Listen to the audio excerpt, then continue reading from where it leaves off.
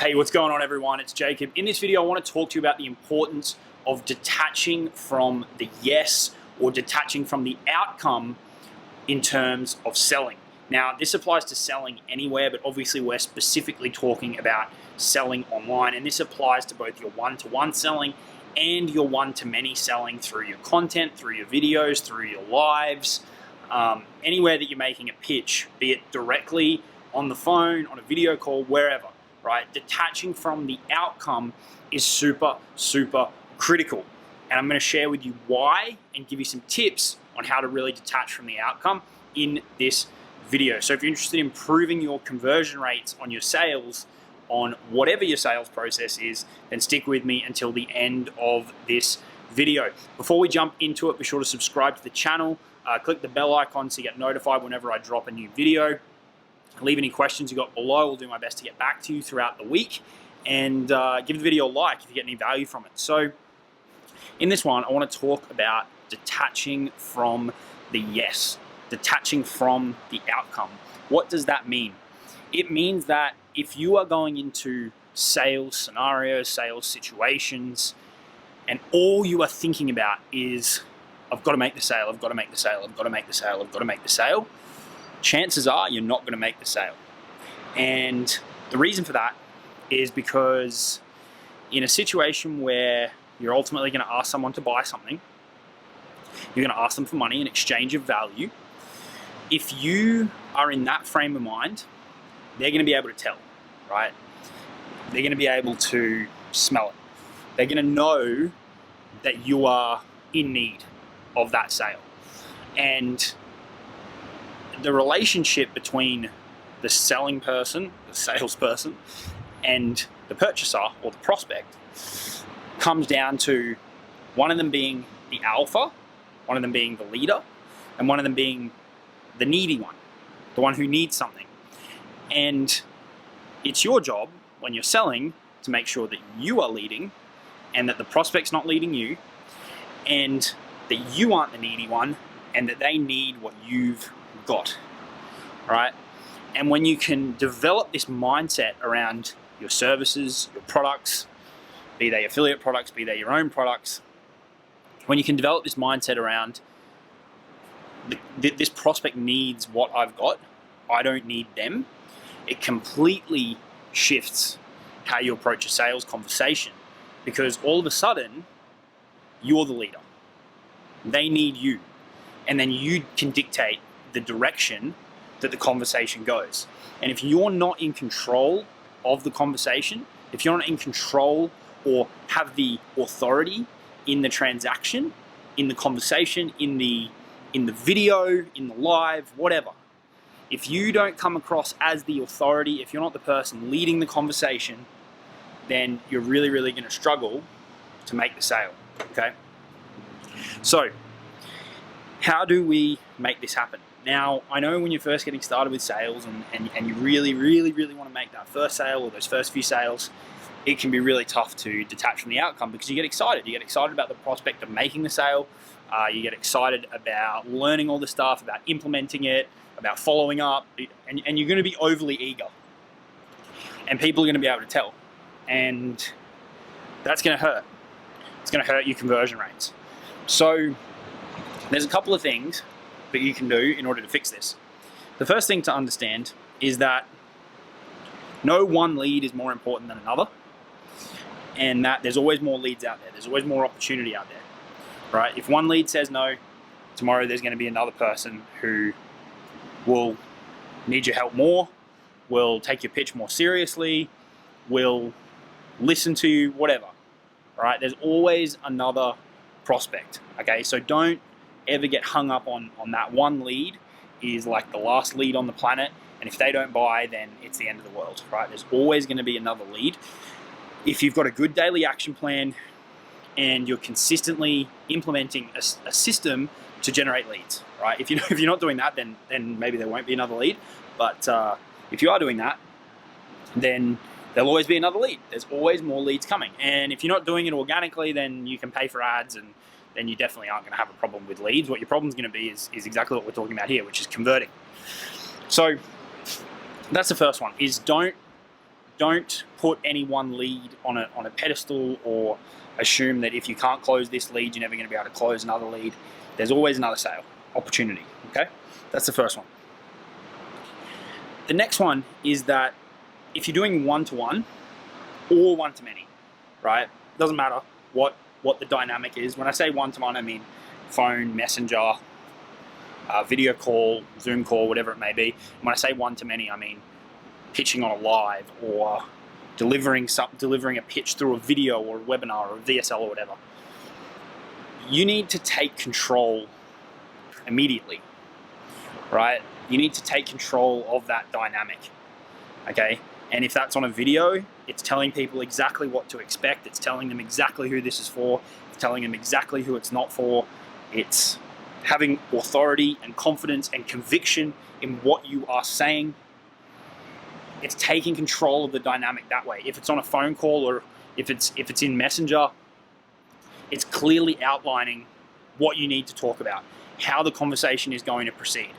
If you're on a phone call, awesome, let's dive into it. So the way this call is going to go is, boom, set the scene, take control of the conversation, and then you can go into your process. If you don't do that early, and you let the prospect sense that you are desperate or needy or not in control of the dynamic in a one-to-one basis or on a one-to-many basis, if you do that and you don't come across with confidence, you don't come across with conviction in what you are saying, you don't sound like you know what you're talking about, even if you do, and you don't have authority in your voice, in what you are saying, you're really, really going to struggle to sell. Okay, this whole dynamic is about increasing your alpha, increasing your control, increasing your confidence, your authority, your positioning.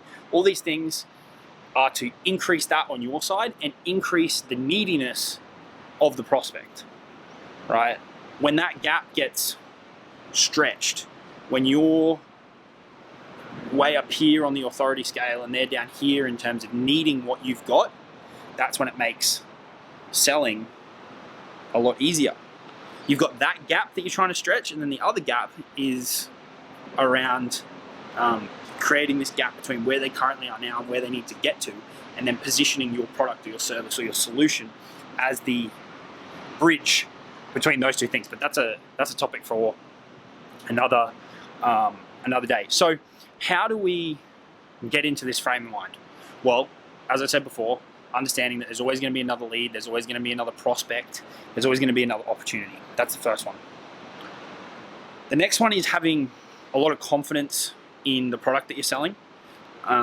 This will make it a hell of a lot easier to speak with conviction, knowing that you're selling something that's super high quality, that to the right prospect can have a massive, massive impact. That's another one that's really, really critical. And if you can't 100% get behind the product that you're promoting, you're going to struggle to have conviction in presenting it. Again, be it one-to-one or be it one-to-many. That's the second one that you need to think about. The next thing that you need to think about too is, rather than approaching this like a salesperson, if we're talking to someone about an opportunity, about a product, a service, whatever, or we're trying to figure out if something's the right fit for someone, don't approach it like a salesperson. Approach it like a doctor. Approach it like someone who's calm, in control of the situation, is asking questions to figure out if this solution is the right fit for that person. So tell me where you're at now. And how long has it been like that? And how much has it cost you to get to this point? And where do you want to get to? And why do you want to get there? Calm, confident, asking the right questions to figure out if someone is a good fit, right? If you deliver it in that way, you're going to come across as the leader in the situation, as the alpha in the situation.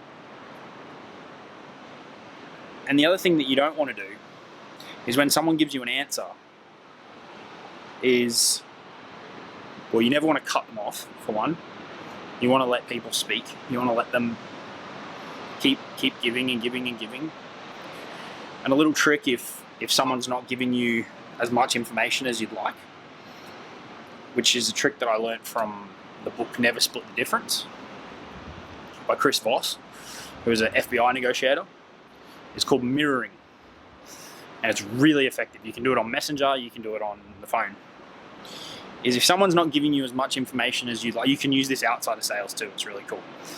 Is if someone's not giving you as much of a fulsome response as you'd like, is repeat back to them the last 1 to 3 words that they've said to you, or key words from the statement that they've made, and put a little inflection at the end. If you do that, it's going to sound like a question. And all you've done is repeat back to them what they've told you. In their head, they're going to think that their answer hasn't been satisfactory. You can get that same effect too by just not speaking, by just staying quiet. Depends on the situation, but then what they're going to do is one of two things. They're either going to repeat what they've just told you in a different way, which might divulge more information that you can use, because the more info you get, the more ammo you've got. Or they're going to go deeper, which is really what you want. And they're going to, not just repeat what they've told you, but they're going to go into it deeper, which might unlock another pain point or another trigger that you can lean on, that you can use in the sales conversation. So there's 2 little tricks you can use. One is simply repeating back to them the last 1 to 3 words. And the other is, if the answer's not sufficient, or if they're kind of stumbling over their words, don't interject. Don't let them off the hook. Let them sit with their thoughts. Let them keep talking. Because if you interrupt them, if you talk, then you're letting them off the hook. Whereas if someone's kind of bumbling over their words, like, this. If you just sit there in silence, they're going to keep talking. Right? It's like when you're in a conversation with someone. I don't know if you've had this experience, but there's certain people you'll talk to, and they'll have a certain air of confidence about them, and you'll feel like your answer's not sufficient, and they won't give you the feedback in their facial expressions or in what they say. They won't give you the feedback that says that answer was satisfactory.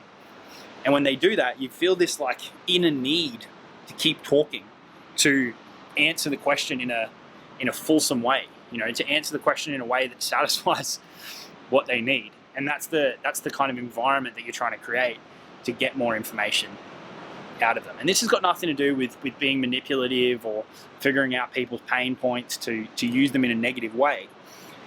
If you've got a genuinely good product that can help people, that can help your prospect hit that goal, then these are all triggers and little strategies that will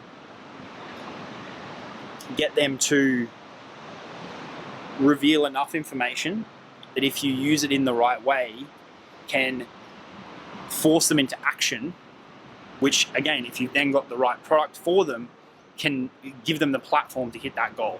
So assuming you're selling a good product and assuming you're selling the right product, then these are all little strategies that can push people to the point where they're getting the help that they need to hit their goals. Okay, coming back to detaching from the outcome and taking control of the conversation. They're all little things you can do along the way. But the ultimate piece of it comes back to confidence in your voice, confidence and consistency in your message, taking control early. If you're in a conversation and someone keeps trying to take it off on different tangents, bringing it back to the direction that you want to take it on, bringing it back to the path that you want to take people down, the path that you know will go from A to Z and ultimately get to a yes or a no on the sales pitch. You don't really care about a no. Maybes you don't want. Maybes are a pain in the ass. Maybes mean you have to follow up. And generally a maybe is a no anyway, so you're better off just trying to get a no out of someone One strategy that you can use if you want, depends on your style and it depends on how kind of forward you want to be, is at the start of the call or at the start of a conversation with somebody, you can say, look, over the next 45 minutes, we're going to go over A, B, C, and D.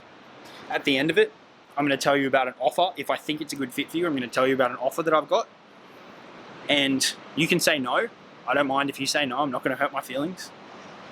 But what I don't want you to say is maybe. Because maybe generally means no. And it's just going to waste your time. It's going to waste my time. And I'd rather we come to an agreement now. Are you in a position to make a yes or no decision today before we proceed? And that way you're setting it on the table straight away, yes or no. Are you ready to rock and roll? Assuming it's the right fit. You're still going through like a diagnostic process to figure out, is it the right fit for them? But you're getting them to agree up front if they will go ahead and give you that yes or no answer that you really, really need.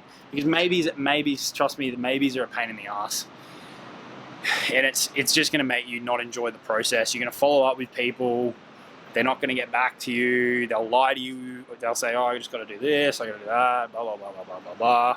You'll follow up. They'll never get back to you. You'll follow up. They'll never get back to you. So you're better off just trying to get a yes or a no on the spot. And people appreciate the transparency. And when you do it that way, you're also increasing that alpha. Because you're telling them, look, I don't care if you say no. I genuinely do not care if you say no. Right? I've got my solution, you've got your problem. I know my solution can help you. I don't care if you say no because this is a numbers game. If I or my team have this conversation with enough people, enough of them are going to say yes, and that's the business. So I don't really care if you say no. What I do care about is if you say maybe and then this carries on for another week. That's a pain in the ass for both of us, because we've got to follow up and you've got it hanging over your head that, oh, should I get back to them? Should I not get back to them? And most people are too scared to come back and say no. So you end up with this thing where we'll follow you up a couple of times. It's more of a waste of time. And then ultimately you're either going to not respond or you're going to come back with some awkward no message eventually. So let's just cut the shit and say yes or no today. So when you are that frank with people and you're that open and transparent and you actually tell them, look, this is either not going to be a good fit for you, right? And that's fine. Or it is a good fit for you, but you're not going to want to do it. And if that's the case too, that's fine, and I don't care. So that's a really, really powerful one too, to show that you are clearly detached from the process, and that you're not desperate to make the sale, and you're not needy to make the sale as well. That's a really little powerful one there as well. So that's some tips around detaching from the outcome. You want to be committed to the process. You want to be committed to the process of generating leads. You want to be committed to the process of diagnosing, are your leads the right fit for your program? But you want to be completely detached and removed from the outcome.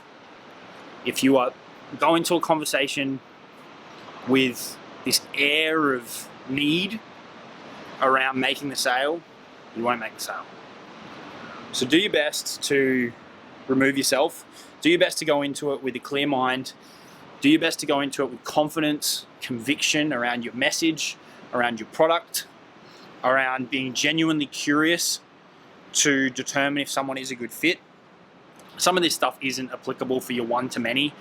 Some of this is, obviously all geared towards one-to-one, but there's fundamental stuff here that transfers over to the one-to-many stuff where, talking about how you deliver the message in your videos and all these kind of things. So you can carry it over. It's the fundamentals of selling apply to your one-to-one and your one-to-many. It's just that some of this stuff is around asking people questions and diagnosing, doing all that stuff. Obviously, that just applies to one-to-one, but how you deliver it, taking control quickly, right? Your tone of voice, all these things, that applies to the one-to-many as well.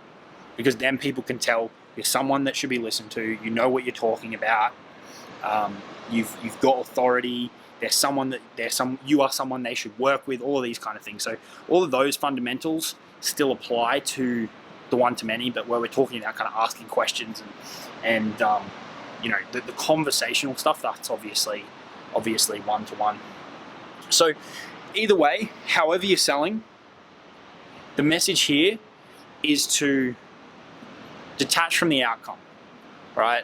The way you need to be thinking about this is, with whatever your product is that you're selling, be it an affiliate product or be it your own product, that if that's a good product and that's a genuine solution that can help people, then the prospect needs that and you don't need the prospect, right? Because if it's the other way around and you're trying to justify your existence to your prospects, you're trying to constantly justify and convince and coerce someone into buying something that they don't really want to buy, it's rarely going to work. And two, you're not starting the relationship off on the right foot anyway, because people are going to feel like they were, pushed into something they didn't want to do. The expectations are going to be out of line, which is a whole nother fucking thing that you need to understand. But it's got to be right for both people, and this is the best way to do it. This is the best way to figure out if a product is the right fit for somebody, is by going down this path and by you leading it. Because if you let them take it off on a tangent, you're never going to go through the process that you need to go through to figure out if a product is the right fit for someone or not. It's just not going to happen. Okay, so there's benefits to both sides of the parties in the transaction when you do things this way. And then, assuming they are a good fit, if you haven't approached it in this way, it's going to be really hard to close the sale anyway, because even if it's not at the front of mind, the prospect's brain's going to be going, this person doesn't have much authority, they didn't keep control of this conversation, I've led them the entire way. Even if this isn't in the front of their mind, this is what they're going to be thinking in the back of their mind, right? You lose the confidence of the prospect, you lose the authority, they're the alpha one, you're the needy one, the whole dynamic is out of whack, right? So, to sum this all up, if you're talking to someone about your product, be it directly or be it on a video, deliver your message with confidence, deliver your message with conviction, show people that you know what you're talking about, that you're an authority, that you're someone that they should want to work with, or that you're someone they should want to buy from, that if they don't buy, that is totally okay, that you don't need to work with everybody. You don't need everybody to buy your product, be it your own or be it an affiliate, because that is going to do two things. It's going to attract the right people, it's going to repel the wrong people. And when it attracts the right people, you're in the winning seat. Because that's when the next part of this process starts, which is around the relationship commencing after someone purchases. And that's where, if you've got those aligned expectations and you've sold to the right people, you're going to have a way better time dealing with those people. Again, be they affiliate products or be they your own products, okay? Depending on how involved you are in your affiliate sales, that may not be a problem for you because you might just hand them off to the company. Depends how you're structuring your offers. If you're structuring your offers like the way I recommend in some of my training on this channel, where you're actually layering in support, then this is very relevant for you because you'll actually be dealing with your customers. And that's a tip if you're doing higher ticket affiliate sales, is to add support and to help people out. You'll get them to ascend, you'll get them to buy more expensive products, which means you'll make more commissions, and you're going to learn more along the way too, because you learn about dealing with customers. You're going to learn about why people buy and why people don't buy. You're going to learn about their objections. You're going to learn about their pain points, and that's all going to help your marketing even more. There's method to the madness here. So that's why we do it that way. But this one went a little bit longer than I expected. Initially, I just wanted to talk to you about detaching from the outcome, but I think this is all really, really valuable stuff. This is all really important stuff when it comes to selling. A lot of that was around one-to-one, but there's undertones here. There's fundamental strategy that can be deployed into your one-to-many stuff as well, okay? So take this all on board if you're trying to sell anything online, and chances are if you're watching this video, you are. Implement it. Remember, get committed to the process, but detach from the outcome, and you'll have a way better chance of selling, and you'll be selling to the right people, which is going to make the next phase, when you've actually sold, when the relationship starts with the customer, it's going to make that way better, because you're going to be on the same page as your customers, and you're going to be working with the right type of people. If you just sell to anybody, you're opening yourself up for a recipe for disaster. Okay? Take it from someone that's done it. You don't want to sell to everybody. You want to sell to the right people. And in order to do that, you've got to diagnose. And in order to do that, you've got to be in control of the situation. Or you've got to deliver the message in a way that's going to repel the wrong people. And that's by delivering it with confidence, conviction, being open and transparent about who it's for and who it's not for. Okay, so that's how this applies to both types of selling, one-to-one and one-to-many. Apologies for the kind of weird lighting on this video. I'm just out here on my balcony just riffing with you guys about this. Hopefully you got some value from that. I think you will if you're into selling or if you're trying to sell stuff online. There's definitely some nuggets in here for you. Be sure to check out the Super Affiliate Accelerator if you're interested in kicking ass with high-ticket affiliate marketing with me and my team. Again, not for everybody, but will definitely be for some people watching this. So click the link and check it out. Subscribe to the channel. I'll talk to you all soon. Cheers.